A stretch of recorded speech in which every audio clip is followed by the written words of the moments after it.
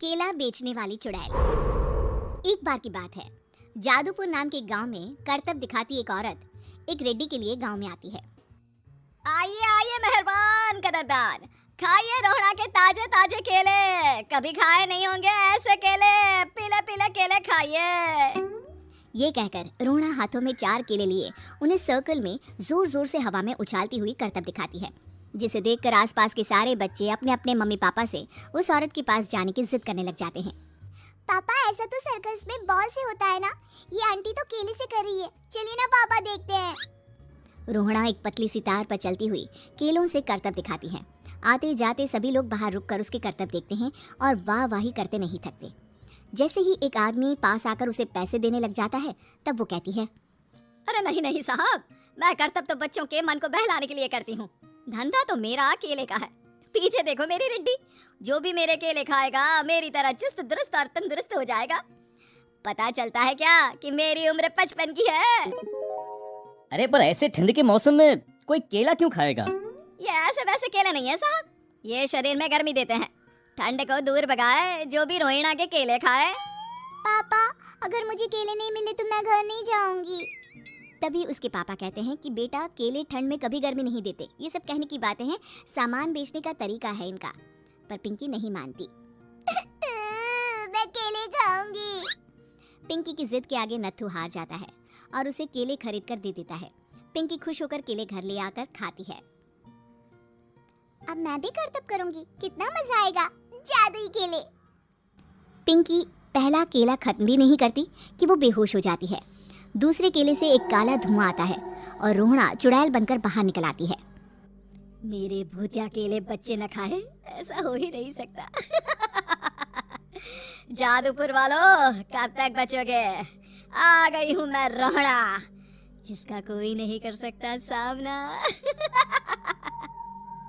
रोहड़ा पिंकी को गोद में उठाकर काले धुएं में कहीं गायब हो जाती है। शाम के वक्त नत्थू घर लौटता है और पिंकी को घर में ना पाकर उसकी माँ से कहता है, माँ पिंकी कहाँ है? अरे बेटा, उसे तो तू सुबह करतब दिखाने ले गया था ना, फिर कहाँ वापस आए तुम दोनों? मुझे लगा तू उसे अपने साथ मंडी ले गया होगा। हे भगवान, मेरी बच्ची कहाँ गई? मैं उसे घर ही तो छोड़कर गया था माँ। नत्थू गांव के घर कोने में अपनी बेटी को ढूंढता है, पर उसे वो कहीं नहीं मिलती। परेशान होकर आके रो रो कर नत्थू हिम्मत हार कर घर लौट आता है। अगली सुबह रोहड़ा फिर से करतब दिखाने आती है और इस बार पिंकी की तरह रोनी केले खरीद लेता है। 50 रुपए दिए थे पापा ने, सारे पैसों की मैंने केले खरीद लिए हैं। अब मैं भी आंटी की तरह ही करतबबाज बन जाऊंगा। यही सोचते हुए रोनी केले खाता है और पहला अकेला केला आधा खत्म भी नहीं करता कि चुड़ैल उसके सामने आ जाती है। मेरे साथ चलने का समय आ गया है रोनी। ये तो बस शुरुआत है, अब इस गांव के सारे बच्चे धीरे धीरे मेरे कब्जे में होंगे, एक बच्चा भी नहीं बचेगा। ये कहकर रोना रोनी को गोद में लेकर काले धुएं में अदृश्य हो जाती है। इसके बाद हर रोज गांव में से कोई ना कोई बच्चा गायब होता, पर ऐसा क्यों हो रहा है किसी को भी समझ में नहीं आ पा रहा था। रोज की तरह अपनी बेटी पिंकी की तलाश में नत्थू गांव के एक तालाब के पास बैठा रो रहा था। कहाँ गई मेरी पिंकी? शकुंतला के जाने के बाद एक वही तो मेरा सहारा थी। अरे उसकी आत्मा कोस रही होगी मुझे कि मैं अपनी बच्ची को संभाल भी नहीं पाया। नत्थू ये कहता हुआ रो ही रहा था कि तभी तालाब में से उसे शकुंतला की आवाज सुनाई देती है। कहाँ थी तुम शकुंतला? हमारी बच्ची और सारे गायब हुए बच्चे रोहड़ा के कब्जे में हैं।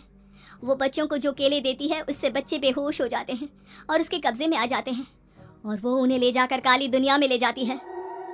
पर वो ऐसा क्यों कर रही है? ये मैं नहीं जानती, पर उस दुनिया का रास्ता मैं आपको बता सकती हूँ।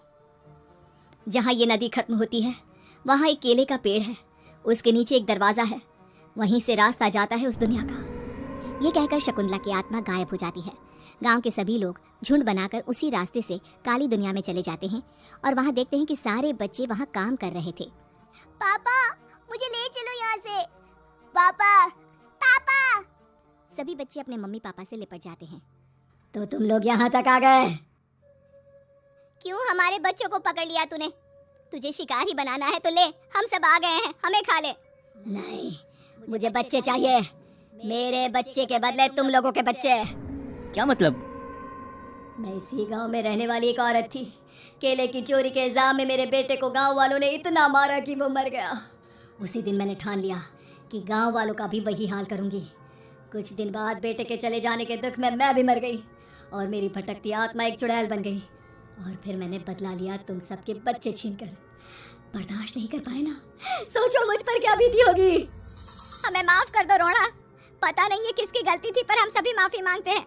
हमारी खुशियाँ लौटा दो, तुम भी तो एक माँ हो। गांव वालों की बात सुनकर रोहना का मन पिघल जाता है और वो बच्चों को छोड़ देती है।